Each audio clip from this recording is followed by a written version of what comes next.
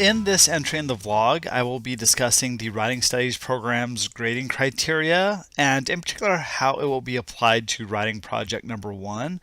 The first thing you might do is familiarize yourself with that grading criteria. You can find it under the syllabus and schedule link in Blackboard under that menu. And you might look at it first so you know kind of what I'm talking about here, because I'm primarily going to be discussing what's there without having it on screen. So the Writing Studies grading criteria is a hierarchical arrangement of what the Writing Studies program values in college writing classes. So you will notice it is kind of a top-down thing from thesis and argument all the way down to issues of kind of correctness and clarity. Again, it starts with the strengths of the ideas that you have, the analysis that you're making, the critical thinking and arguments that you're developing, right? It then quickly moves to support and organization issues, those things that influence whether or not the arguments that you're crafting in a piece actually succeed, right? Style and correctness also obviously play a role in how your reader understands and interprets your ideas, but they are lower on that hierarchy in terms of how they impact the overall evaluation. And assignment adherence is kind of a separate item, but it does also matter a great deal. So obviously you can have a wonderfully written essay, but if it doesn't attend to the things in a particular prompt, a particular assignment, it's not going to get that strong of a grade. In fact, something could be well written but completely off topic and not even be a passing piece, right? So that is a kind of factor, as is noted at the bottom of the criteria.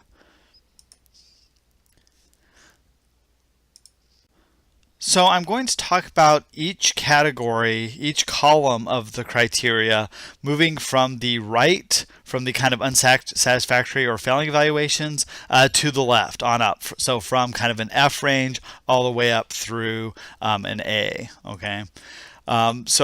First, it's noteworthy to kind of look at some of the language in this criteria and kind of what jumps out. If you look at the kind of failing evaluations, you'll see lots of virtually no thesis or virtually no cohesion or something like that, or a lack of something significant, those elements that really make the task what it needs to be, right?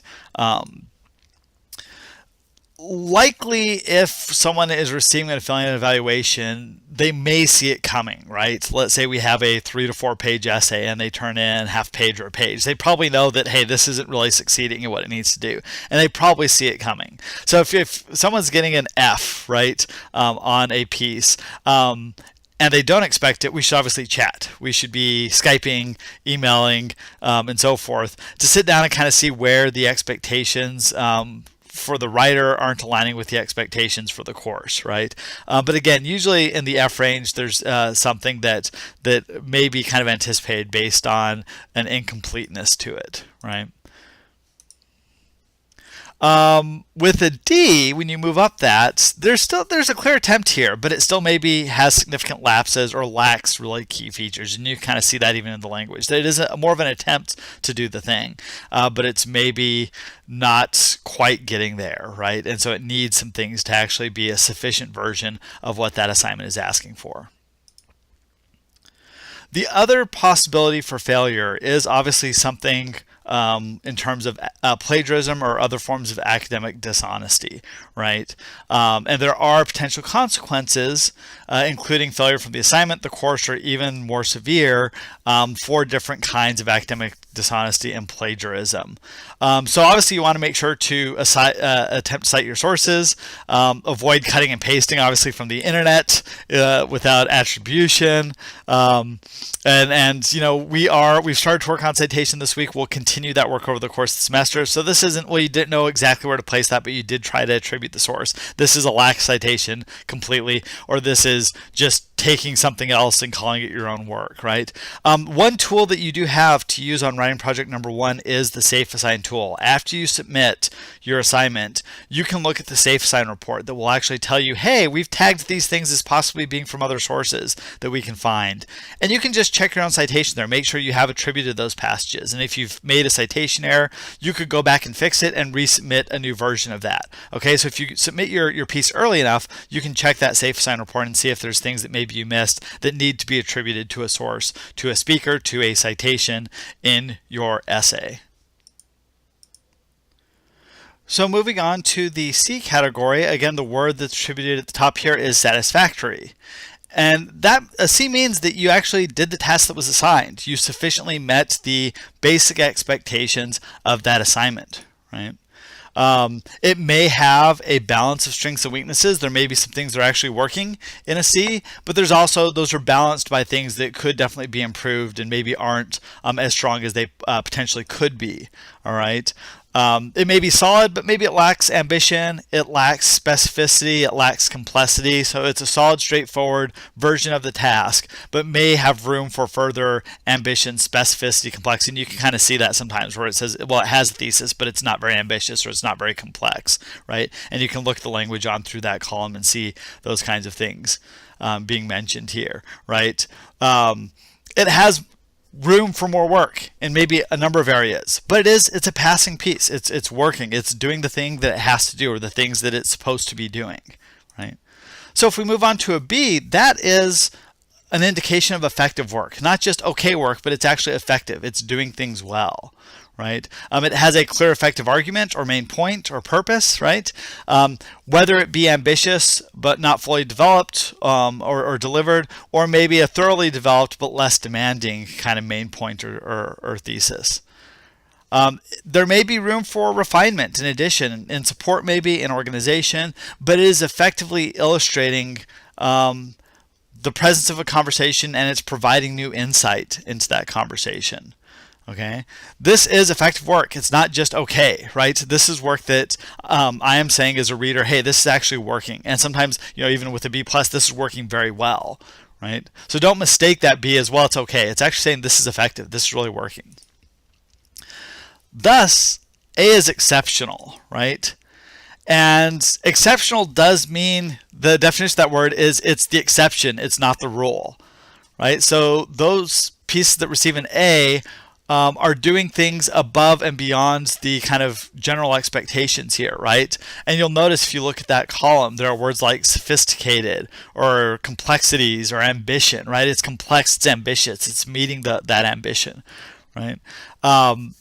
It's not necessarily perfect. Most writers would argue there's no such thing as a perfect piece of writing, right? But it's outstanding, and it's outstanding in most of the key ways that it needs to be.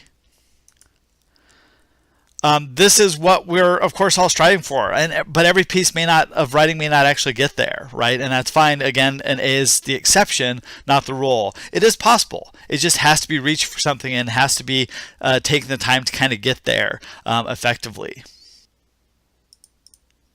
So some things to remember about this grading criterion, about evaluation. Remember that everyone is starting with a blank page, right? You're not starting at 100% and getting deductions going down, right? You're starting at 0 on the task. So everything that you do from that point on moves your work up that scale, moves you from the right of the criteria towards the left, right? So even reaching that kind of C level is an achievement of sorts. You're actually doing the thing, starting from kind of that blank page to actually achieve something. And if you're even getting to a B range, you're doing it well. You're doing some effective things. Again, I do not grade by deduction. Rather, I see what's there and what it adds up to, right? How do all these pieces add up to something of sufficient level, of satisfactory level, or even further than that? Again, assignment adherence does also matter there, right? We're going to be doing, a lot of drafting and pre-writing and conferencing over email or even Skype if we want, and revision to help each writer do your very best, right? And with this project, we'll have an opportunity to do some of that work. And I look forward to seeing what you do achieve in this first writing project. Again, with the evaluation of writing project number 1, keep in mind that I'm not asking for an argument in the same ways that we'll talk about later in the semester, or thesis in the same ways. Now, one can argue that analysis is argument, and I would actually argue that, but we're not doing a kind of they say, I say, they say this and I agree or disagree or something, right? We'll get on to that later in the semester. So I will be using a slightly modified set of evaluation criteria that focuses on critical thinking and analysis. So the category that says argument, thesis, and argument will really just be evaluation, will be analysis and critical thinking, okay? And it's just some slight changes to the language to not emphasize argument so much, because what I've been asking you for is that sense of looking for trouble and analysis. This is the first time, though, where this full weight of the evaluation criteria will be used and applied. So I wanted to make sure that you had this short segment of me talking about the criteria and kind of how I view it. Again, your primary goal in writing project number 1 is to look for trouble via Savini's methods in those articles, that article or those articles that you've located a single story within. And part of that is also using effective source integration in that analysis, right? So using quotation sandwiches, summary, paraphrase effectively, as seen through Graff and Berkenstein's They Say, I Say. So if you have questions, post them to our course Q&A, which we haven't used yet, and that's okay, but it is there for you to post kind of open questions. Send me an email. You can leave a comment beneath the video. Keep in mind a couple reminders. You have feedback to process assignment number 1, and so make sure that you've looked at that as you're working on writing project number 1 here. Reading quiz number 2 is due Friday, so if you're watching this on Friday the 24th, it is due today by 11:59 p.m. And finally, the writing project number 1 is due on Tuesday because Monday is a holiday, so it is due on Tuesday by 11:59 p.m., although you're welcome to obviously submit it ahead of time. And I will have new material up on Monday. There just won't be any work due on that day due to the holiday. So have a great weekend, and I will see you online.